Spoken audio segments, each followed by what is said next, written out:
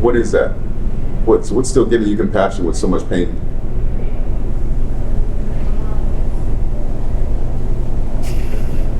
Well, wasn't it Jesus who said, "Do unto others"? I'll tell you what the story is. So, I was diagnosed and treated with cancer right around the same time during the whole recession thing, right? So right around 2011, I was bankrupt, and then a year later, my wife asked for a divorce. So these three things within 2 years. So I told you I don't believe in God, but if God exists, I think God relishes kicking the shit out of me. So I got through all that. Let's just take a deep breath. Thank you, Lord. Thank you, Lord. Let's start off with this. This is just a random question. Do you believe in God? No. Okay, good. We'll end it. We'll end there. But I'm thankful for God bringing me here to be with you today, and it's through the walk of Jesus Christ that I've been able to continue on my journey and stay compassionate to find others like yourself and tell their stories or help along their way. So for those who don't know who you are, maybe just tell me who you are and what we're doing here today. Sure. My name is Aaron. I was actually born and raised here in Boston, Massachusetts. I've lived the last 30 plus years in San Jose, California. I'm back on the East Coast to attend my daughter's wedding in New York City. I thought it would be fun to walk from downtown Boston to New York City and get there a day or so before the wedding, as opposed to flying in. So I've got 2 weeks, 260 miles, following the old Boston Post Road, which used to take you from Boston to New York, New York to Boston. I'd say 80% of it still exists in some fashion, so I will follow most of it. Minor detours here and there. You've done this before? I've done long walks before. I haven't done this walk before. The longest I've done, we'll call it 80 miles last year. So this is going to be 3 times longer. But I'm staying in hotels and inns along the way, so a hot shower each night, a comfortable bed, Dunkin' Donuts, I'm good. Oh, well, scratch that. Rewind. Hot shower every night, comfortable bed, and Nubian Market for coffee. What more do you need? Well, born and raised here. Went to public school in Lexington, Massachusetts. I went to Northeastern University down the street. Met a girl. As these things happen, we moved to California. Within a year, we broke up. I actually moved to California a month before the '89 earthquake. So I was there about a month before that earthquake. And then met my wife, had 3 kids, got a house, job, and then that kind of ran its course. And been single for quite some time, got a great girlfriend back home, and what more can I tell you? So yeah, Bay Area, over 30 years. What I do want to talk about that's relative to my plight is getting over that heartbreak. Well, I don't know that I've got good news for you. I'm a salesperson. I've been a salesperson for 30 some years, and when people hear that, they say, "Oh, I could never do sales. I could never deal with the rejection." And the rejection in my professional life is nothing. No, you and I have just met, and in a couple minutes I'll be on my way, and we'll go our lives. If you rejected me and said this is a piece of shit, and I don't, Aaron, you're terrible on camera, I would never take it personal because you don't know me. I don't know you, so there's nothing to. But my wife knew me for 20. That is rejection, because she knew me. The good parts, the bad parts, the flaws, all that. That's rejection. You can only be rejected by people who know you. So your girlfriend, presumably, really knew you. She can reject. I can't reject you. We don't know each other. If you did a job here at the store and they said, "You know what, Walter, we're done. We don't like the way you're doing." I mean, professionally, it'll hurt a little bit, but it's nothing personal. They don't know. They're not rejecting you because they don't know you. So your question was, how do you get over it? Well, I think it's like everything else. Time takes care of everything. And as a matter of fact, I'm going to this wedding and I'm going to see her. Although we have an amicable relationship and we do text and we stay in touch and things are good. I mean, I've heard we know divorce stories that are horror stories. This is not that. But we don't see each other. I haven't seen her in years. So it'll be a little awkward, but I'm also looking forward to it because we both share a wonderful daughter who's getting on in life. So I don't have good news other than time will take care of it for you. I used to read a bunch of self-help books for salespeople, and I thought it was very clever. Sales is all about rejection, right? It's like getting up to bat. It's if you're hitting a 300, you're doing excellent, but that's hitting 3 pitches out of 10. That's a terrible. I mean, in life, that's not a great percentage. So in sales, it's the same thing, And when I read that, they can't reject you because they don't know you. They're just rejecting the voice on the other side of the phone, or in today, the person on the other side of that email. So that really changed my professional career, and it kind of taught me about my personal life. All your buddies, all your friends, your siblings, your cousins, all the people you grew up with, they're capable of rejecting you. But people like me who you meet, that pass through your life, I guess my mindset is life might be short, but it's certainly fragile. Life is definitely fragile. So take your opportunities when you can get them and live life. Because I'm not saying I'm going to die of cancer tomorrow, and I knew I wasn't going to die of the cancer when I had it, but it's fragile. So I do things like this because I want to live and I want to experience. I had no idea you and I were going to meet today, but I knew along the way I was going to meet some people and I was going to hear their story, and if they're interested, I'll tell my story. So that's why I do this. So my thing to you: continue on your career. This is your passion. It's a business where maybe you'll make some money. It's a creative outlet for you to create and to express yourself, and but don't get so wrapped up in it that you're not smelling the roses as well. You said you were 37? 37. So I just turned 59, so we're 20 years apart. Let me respond to one thing. I don't know that I would have felt this at the time, but at the time, my wife didn't just say, we've run our course and I want out. She told me why.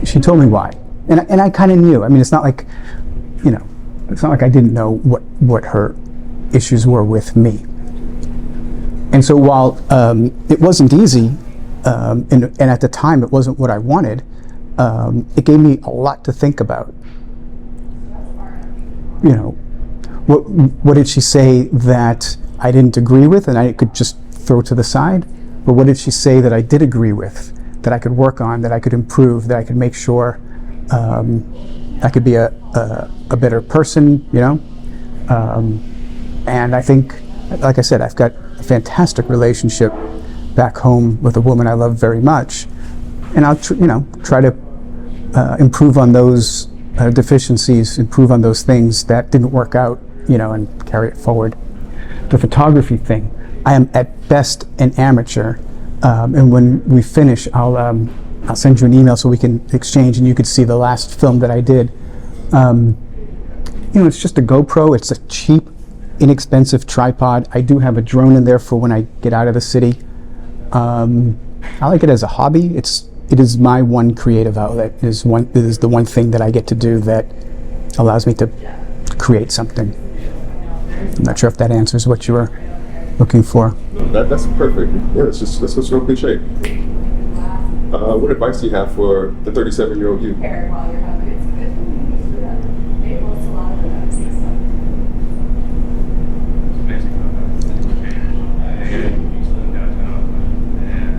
You don't know everything, slow down. 37-year-old me wouldn't have listened to any of that stuff. 37-year-old me wouldn't have. So I guess I would have said, slow down. Don't take yourself so seriously, and be a good try to be a good person. My advice to you, without knowing you, but from what little I do, grieve. Don't fight it. Just grieve. Just know that you've had pain throughout your life in other ways, and you know that time, calluses over it and heals it. Time will take care of that. Do the shit that you love, right? Clearly you're a good person. So while I don't believe in a spiritual being that creates all this, I do believe that the universe seeks balance, and good things will happen. The constant in my life is one door closes, two better ones open up. I'm not putting on my location thing. My sister and my girlfriend each have my itinerary. I check in with them. I'll send when we wrap up. Let me email you so we have that. Thank you for asking. I'll be all right. Not sure exactly what I'm going to do when I get to the Bronx. I think I'm going to put my camera in my bag. I don't know anything about New York, so just try to play it safe. Well, the capturing also allows my eyes to open up, because I'm also looking at, I'm not a photographer, but I do look at shots and angles and what's interesting. There's nothing interesting about me walking past that empty lot across the street. But the building next to it is kind of interesting. So the photography also helps me kind of take in where I am and what I see and what I'm doing. I've put so much time into this, let's call it a project or journey. I put so many hours and so many miles in California to get my body ready for it, and I was hiking in a lot of heat. So I don't think I'm gonna give up. It's 16 days. It's not uncomfortable. I'm not backpacking in the wilderness. It's not uncomfortable. So I don't think there's going to be a problem. I don't think so. If I really hurt my foot or my knees give out or something, I'm not gonna maim myself just to get to the finish line. I'm not that intense. But barring that, I think I got it. How many pairs of shoes do you have? One. This is relatively new. It'll be fine. And I'm not going to be, I will be in some rural parts, but I'm going to be going through a lot of commercial areas. So if these things fall apart, I'm not going to be too far from a shoe store, and Amazon is just a click away. No, so there's a couple spots on the road that is unwalkable. It's like freeway. I'm not going to walk in the breakdown lane. So I will take a lift on those parts. Each day is going to be about 15 to 17 miles. I got some days that are shorter, but I got some days that are much longer. On the longer days, I'm also going to take a lift. I'm not out to kill myself. So, 17 miles I think in a day is fine. And on those days that are a little bit longer, I will just get a ride. But I'll fake it. So when you see my video, you'll have no idea that I took a lift. I'm doing it for myself. I've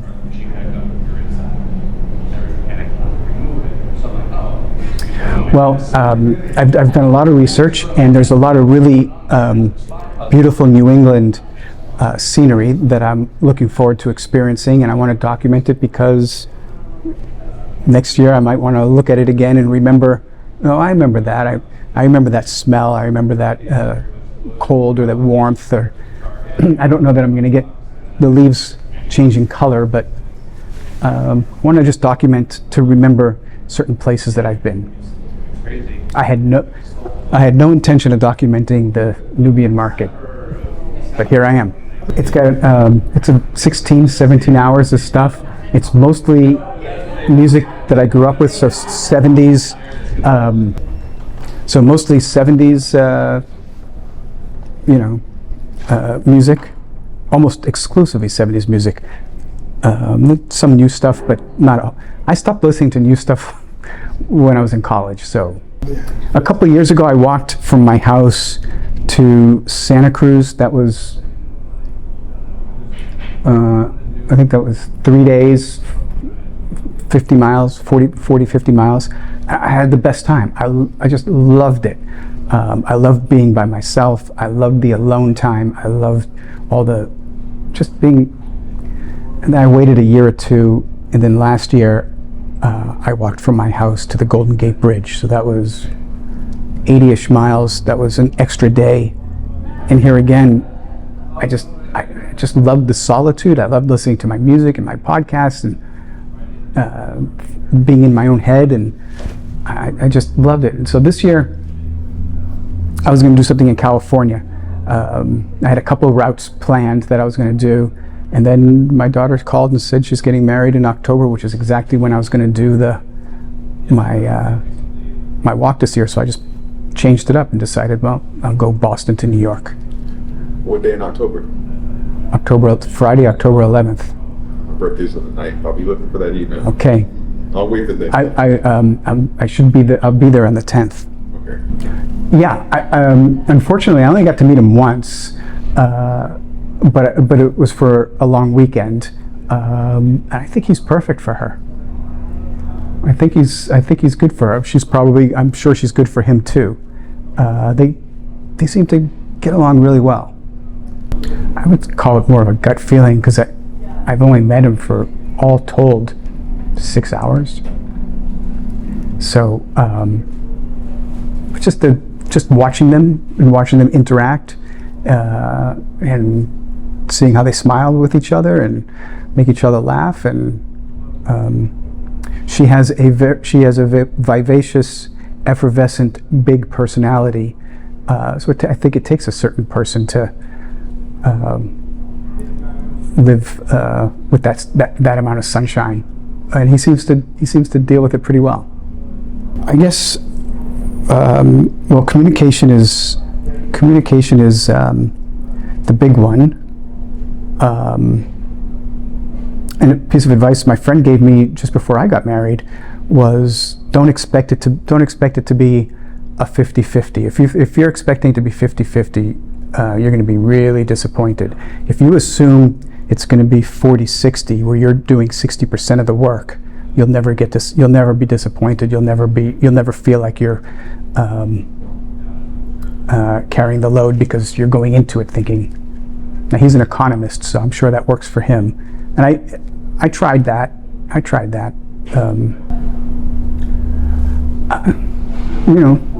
What's the next mile? What's ahead? So you thrive on the unknown. Yeah. All right, I'm gonna wrap this up. Talk to me about the solitude that how you view solitude. I do my best thinking. Journaling, I think, which I do from time to time, is maybe the best way to get at your thoughts and to work things out. But short of that, I'm going to do, I think, 18 miles today, 17, 18 miles today, and not including all the time I'm stopping. But if I just went straight, that is 6 hours of walking. That's 6 hours of being in your head and just thinking about life and thinking about family and friends and relationships and, what have I done right? What have I done wrong? And then I've got 16 days of that. So I enjoy it. When I did the trip last year, 4 days, I didn't meet a soul. I didn't talk to anyone. I didn't meet a soul. I just, from point A to point B, I had a great time. Did you journal then as well? I made a film. I'll send it to you. So are you more of a visual learner, or you like to write things down, or? Probably visual. Have you started journaling, or? This one I did. I've never, this is the third one. I did hike. I think what started all this, I did a trip to Europe a while ago, the Tour de Mont Blanc, which is just a loop around a mountain in Europe. We started in Italy, Switzerland, France, back into Italy. And each night so we were in the Alps, and then each day we would descend into a town and spend the night, and the next day ascend back up and continue. And I just loved that whole thing. I just loved being out there and getting from one place to the other just on the power of your foot, or on your feet. So I think that's kind of what started this. And then the idea of not having to pitch a tent was attractive too. Yeah, that's heavy work at the end of the run, end of a walk, right, hike or something like that. I mean, I've done that, and I've enjoyed it, and it's fun, but I like this better. Did you always have a notion for the mountains, or when you lived here, or when you got there? When I got there, and I met certain people who introduced me to it. Otherwise, I'd have spend all my time in front of the TV. What was that like for people who haven't? Maybe just take me through that.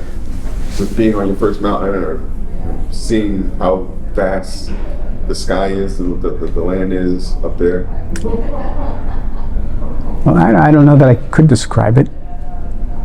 And if you pick up an Ansel Adams book and look through that, it's kind of like that, but you kind of have to be there to take it all in. I mean, the lens can only capture so much.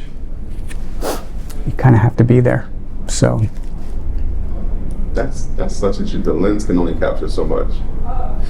That leads me to this. I always say the person matters. The person matters more than the camera, but the camera does matter. You needed to take it in, but there's nothing like your eyes. Right. So I guess to wrap this up, finally, who are your heroes? Just curious. Who are my heroes? Scans on one of them? No. I don't really know much about them other than, who are my heroes? I had one. I am a huge Frank Zappa follower, devotee. I've been listening to that since I was 14 years old. And that was a hero. But the more he's long since passed, and the more I learned about him, the more I realized he wasn't such a great human being. Great musician, wonderful composer, still my favorite music. But I don't know that I look up to him as much anymore. I don't know that that was it. And I don't know that I have any heroes.